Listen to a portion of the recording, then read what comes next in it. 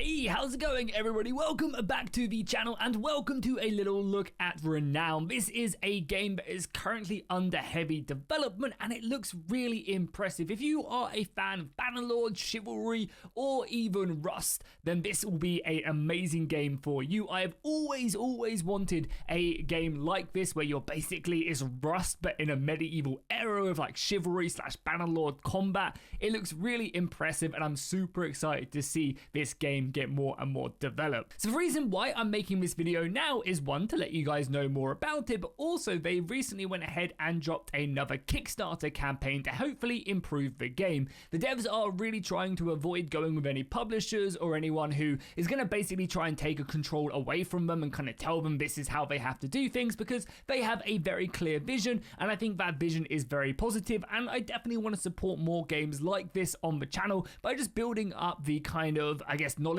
of it, because yeah, this is a game I've been wanting for a long time, and if they can pull it off, it's going to be really impressive. One of the other really cool things as well they mentioned with their Kickstarter, before we get into a bit more about the game, is that they are going to be releasing this regardless. They are just hoping that the Kickstarter is going to be able to allow them to go ahead and push the project a little bit further than necessarily they intended by hiring more developers. Right now I think they have like one person working on the animations, and that obviously clearly isn't enough for the scope that they're trying to go. So let's talk a little bit more about the game itself and a little bit more about what Renown does offer. So as I mentioned, it's like a medieval Rust with Chivalry style combat. There's lots of cancelling on attacks, and there's the abilities to go in and basically do all these different types of strikes, parry in the right time. And if you've played games like Chivalry, you'll definitely be very familiar with the style of combat. The main focus on the game though is to build up your base, much like you do in Rust, building up medieval fortifications, going ahead and building furnaces to smelt resources. Obviously collecting resources is going to be a big part of the game, building up your base, utilizing them, upgrading through technology trees, through your workbenches, and developing from wood to stone, and then raiding other people's bases by, and obviously that's going to further yourself forward. On top of that though, it's not only going to be like a PvP style combat, there is going to be PvE as well, with timed events on the servers where you'll go and maybe raid caravans led by NPCs to gain more gold, and that's of course going to draw players into that, so you're going to be having PvP, VE, and that's going to be, very fun. They have also shown off the resources of the open world as well. You're going to be having wood, you're going to be having stone, and of course gold mines. You're going to be going out and smelting all of these. In the new Kickstarter trailer, they also showed off some really awesome customization. Basically every piece of gear in the game is going to be customizable in some way or another, so you're going to be able to really delve into that coat of arms style feel. You're going to be able to put your sigil, and I imagine, if I know people who enjoy games like Rust, that's going to be a pretty funny experience, as you're getting charged down with memes and everything else that the creatives have to offer. They have also shown off a whole wealth of different weapons and armors. There's plate, there's brigandines, there's padded armor, there's horses with pretty nice crampons on, lighter shielded infantry, and this is all going to accumulate in the style of combat. Of course, the lighter you are, the faster you're going to be able to be able to move around. The heavier armor, the more hits you can take. So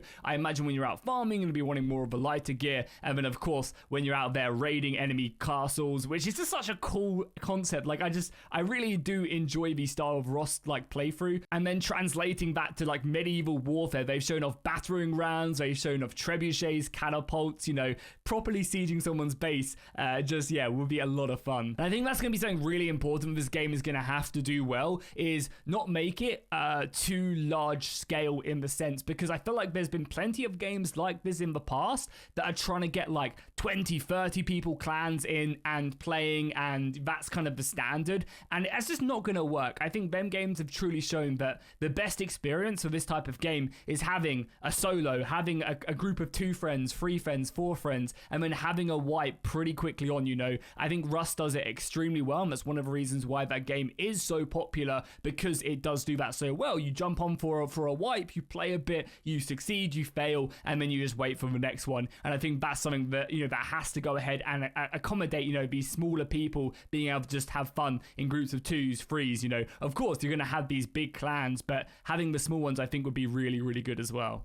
And that brings me on to the next point, which is going to be the building. The building looks really good so far with what they've shown, the ability to be able to customize your castles. I'd be really interested to see, the type of castles that people come up with, the different defenses to go ahead and protect your base, protect your resources, and everything else along them lines. I think it'll be really, really cool, and getting good at that would be very impressive. And again, the building itself does very much remind me of a game like Rust, where you have all these different types of building materials. You can upgrade them, of course, from wood to stone is what they've shown. And then finally, there's also going to be a whole wealth of NPC safe zones in the biomes. There's several different types of biomes, and you're going to be able to go to these NPCs to get quests to, of course, give you bonus resources. So again, it's not going to be as free form. There's going to be some like standardized stuff and some reasons to bring players together and allow them to get a start in the world. And I'm hoping that this is going to like just drive more conflict, people fighting over quests and other things. I think it'll be really, really cool. But again, not like kind of hardlining the player in. I don't think it should be like mandatory to do these, but it'll be nice if you can get away with doing them to help you, give you a leg up, but allowing players to kind of almost circumnavigate these missions with other assets. So as of right now, there is actually a mini playtest going on Steam. You can download this for free if you want to check it out and kind of see a bit more about the game. However, do keep in mind that this is basically just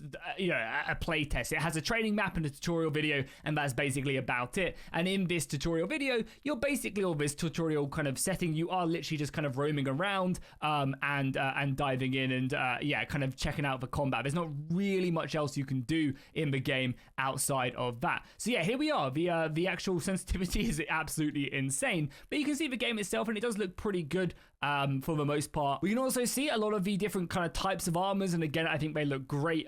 They've done a good job. This is all they need to be, really, and you can see a lot of the customization. You can actually go in here and really kind of customize the default loadouts as well as everything else if you want to. Again, pretty cool. You can edit them, add in different types of character creation, which is all cool, different types of skin, tattoos, etc., armor tint. Again, you can mess around with a whole wealth of this different stuff in the action. I mean, yeah, look at the customization. It is pretty impressive, right? The different types of stuff you can do with it, different types of weapons, etc. We'll just go ahead and pick one of the basic clans, and you can also spawn in the demo. We can also go over to NPCs, and we can spawn in a couple people in here to go and fight. So we can spawn them in, and then they should spawn in momentarily. Keep in mind, of course, that all of this is still very much early access. They have said that pretty much everything is going to be a placeholder with it right now. And things are obviously subject to change before the game does go into early access. But as you can see, the combat itself feels pretty fluid. There's several different types of attacks. So you have your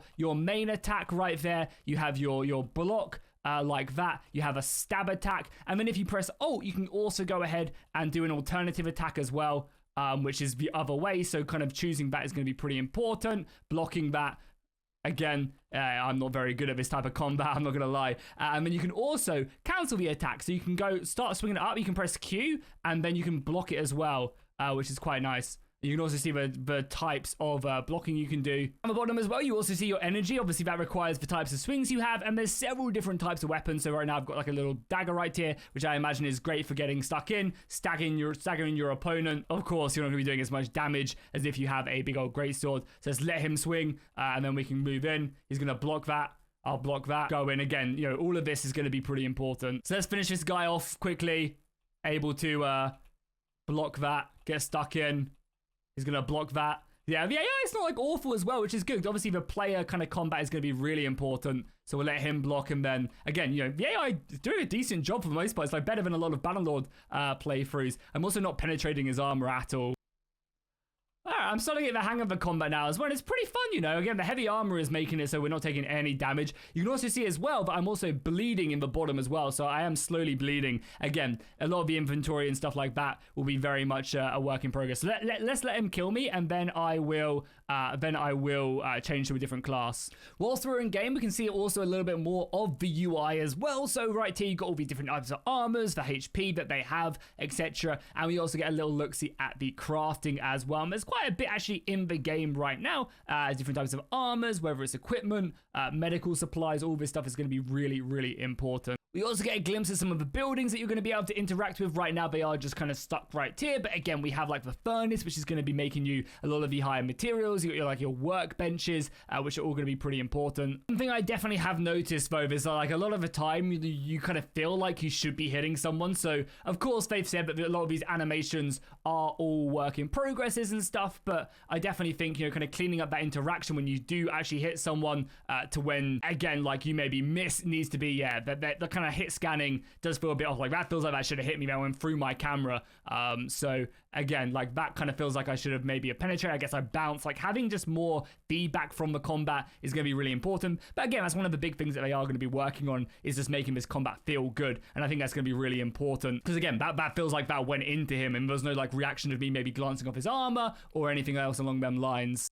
I also think the different like types of weapons are going to make a big difference. Again, like we've got a polearm right here, and having that range is going to be really important. And again, we're going to be thrusting probably a lot more. Again, like that's what I'm saying with the combat. Like I felt like that should hit. It feels like he should be slicing my head off. So like the interaction is just a little bit off. Like right there, I feel like maybe I missed a little bit. That felt like it went through. Again, we can parry. I also hope that they add in like directional parries as well. I feel like that'd be way better. Because again, there is all the different types of attacks as well. Like you have like the alternatives, which is left, and then you also have right. They also have as well that bar in the center. You can actually slow down your swing, or you can speed it up to make it quicker, which is kind of a nice little way with a combat. Different types of weapons are going to be obviously very important. But yeah, I feel like maybe making it directional could be really nice. I feel like the Bannerlord combat is fine. And again, you can see the different styles of it, which is cool. You can also, again, that like, I feel like there's a little bit more ways to go with the combat, and it's going to be really important to get right, but still, it's great nonetheless. Did I also drop my weapon as well? I think I did, which is kind of funny. But yeah, that's going to be Renown, guys. Hopefully, this video has kind of put it on your radar. I think it is on Steam, so do make sure to go wishlist it. And obviously, if you want to support the project, you can over on their, you can actually pick up weapons as well, which is kind of cool. And I guess you have to go to your inventory, right, and drag it over. Yeah, like so.